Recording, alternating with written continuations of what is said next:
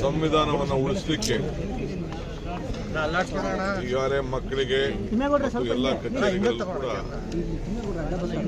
ಸಂವಿಧಾನದ ಆಶಯಗಳನ್ನು ಈಗಾಗಲೇ ನಾವು ಎತ್ತಿಡಿದು ಹೊಸ ಪೀಳಿಗೆ ಕೂಡ ಈ ಸಂವಿಧಾನವನ್ನು ಅರಿವು ಮಾಡುವಂಥ ಕೆಲಸ ನಮ್ಮ ಸರ್ಕಾರ ಬಂದಾಗಿದ್ದ ನಾವು ಬಂದಿದ್ದೇವೆ. ಇವತ್ತು ಕೂಡ ಪ್ರತಿ ಹಂತದಲ್ಲೂ ಕೂಡ ಇದರ ರಕ್ಷಣೆಗೆ ನಮ್ಮ ಪಕ್ಷ ಮತ್ತು ಸರ್ಕಾರ ಬದ್ಧವಾಗಿದೆ. ನಾಳೆ ಬೆಳಗ್ಗೆ ಸಂವಿಧಾನ ಹಕ್ಕನ್ನೇ ಪಡೆದಂಥ ಉದ್ಯೋಗ ಖಾತ್ರಿ ಯೋಜನೆ ತೊಂದರೆ ಆಗಿರೋದು ನಮಗೆಲ್ಲ ಆಶ್ಚರ್ಯ ಉಂಟು ಮಾಡಿದೆ. ರಾಷ್ಟ್ರಪಿತ ಮಹಾತ್ಮ ಗಾಂಧೀಜಿಯವರ ಹೆಸರಿನಲ್ಲಿ ಉದ್ಯೋಗ ಖಾತ್ರಿ ಯೋಜನೆಯನ್ನು ಏನು ಹೊಸ ರೂಪುಗೊಂಡು ನಮ್ಮ ಗ್ರಾಮೀಣ ಜನರ ಬದುಕನ್ನ ಉದ್ಯೋಗದ ಹಕ್ಕನ್ನು ನಮಗೆ ದೊರಕಿತ್ತು, ಅದು ಮೊಟಕಾಗಿರುವುದರಿಂದ ನಾವು ದೇಶದ ಉದ್ದಗಲೂ ಕೂಡ ಈ ಹೋರಾಟವನ್ನು ನಾವು ನಾಳೆ ಬೆಳಗ್ಗೆ ರಾಜಭವನ್ಗೆ ಚಲೋ ಕಾರ್ಯಕ್ರಮವನ್ನು ಇವತ್ತು ಹಮ್ಮಿಕೊಂಡಿದ್ದೇವೆ.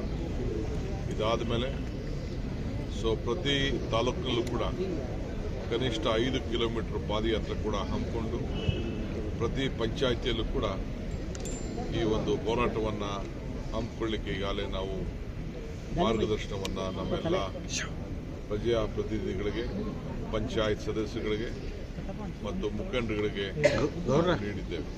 ಸುಮಾರು 6,000 ಕೋಟಿ ರೂಪಾಯಿ ಪ್ರತಿ ವರ್ಷಕ್ಕೂ ಕೂಡ ಈ ನರೇಗಾದಲ್ಲಿ ನಮ್ಮ ಗ್ರಾಮೀಣ ಪ್ರದೇಶದ ಅಭಿವೃದ್ಧಿಗೆ ಬಳಸಲಾಗಿತ್ತು.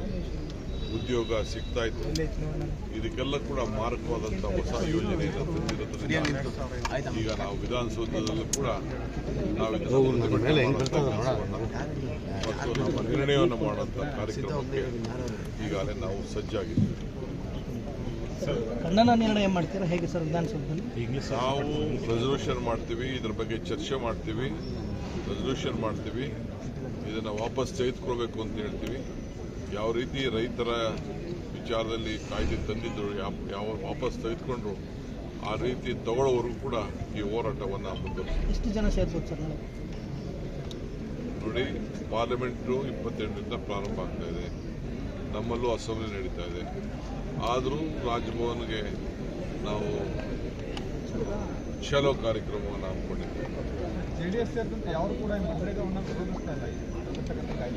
ಅವ್ರಿಗೆ ನೋಡಿ, ಬಿಜೆಪಿ ರಾಜ್ಯಗಳಿಗೆ ಇದ್ರ ಬಗ್ಗೆ ಎಲ್ಲೂ ಮಾತಾಡ್ತಾರೆ. ಅವ್ರಿಗೆ ಅನುಷ್ಠಾನದಲ್ಲಿ ಸಾಧ್ಯನೇ ಇಲ್ಲ. ನಾನೊಬ್ಬ ಗ್ರಾಮೀಣ ಪ್ರದೇಶದ ಒಬ್ಬ ಶಾಸಕನಾಗಿದ್ಕೊಂಡು ನಾನು ಹೇಳ್ತಾ ಇದ್ದೇನೆ, ಇದು ಸಾಧ್ಯ ಇಲ್ಲ. ಯಾವ ಸರ್ಕಾರ ಕೂಡ ಸರ್ಕಾರಗಳನ್ನ ಕೇಳದೆ ಈ ತೀರ್ಮಾನವನ್ನು ಮಾಡಿದ್ದಾರೆ. ಇದಕ್ಕೆ ಯಾರು ಒದಗಿಸ್ಕೊಡೋರು? ಈಗ ಬಜೆಟಲ್ಲಿ ಒದಗಿಸ್ಕೊಡ್ಲಿ ಅವರು. ನಮ್ಮ ಯಾವ ಸರ್ಕಾರ ಕೂಡ ಇದನ್ನು ಒದಗಿಸ್ಕೊಳ್ಳಿಕ್ಕೆ, ಏಕೆಂದರೆ ಹಕ್ಕಿತ್ತು 90% ನೇರವಾಗಿ ಯಾರಿಗಾರು ಉದ್ಯೋಗ ಬೇಕು ಅಂತಂದರೆ ಉದ್ಯೋಗದ ಕಾರ್ಡನ್ನು ಯಾರು ಇಟ್ಕೊಂಡಿದ್ರು ಅವ್ರಿಗೆಲ್ಲರೂ ಕೂಡ ಕೊಡಬೇಕಾಗಿತ್ತು. ಕೆಲವು ನಾಯಕರುಗಳು ಚರ್ಚೆಗೆ ಬರ್ತೀವಿ ಅಂತ ಹೇಳಿದ್ದಾರೆ. ಬರ್ರಿ, ಅಸೆಂಬ್ಲಿಲೇ ನಾವು ಅದಕ್ಕೆಲ್ಲ ಚರ್ಚೆಗೆ ಉತ್ತರವನ್ನು ಕೊಡಲಿಕ್ಕೆ ನಾವು ಸಿದ್ಧವಾಗಿದ್ದೇವೆ. 2028ಕ್ಕೆ ಮುಖ್ಯಮಂತ್ರಿ ಆಗ್ತೀನಿ ಅಂತ ಕುಮಾರಸ್ವಾಮಿ ಅವರು ಹೇಳ್ತಿದ್ದಾರೆ. ನಮ್ಮ ಈ ಒಳ್ಳೆ ದಿನ ಯಾಕೆ ಅಂತ ಒಂದು ಅಶುಭವಾದ ಮಾತನಾಡ.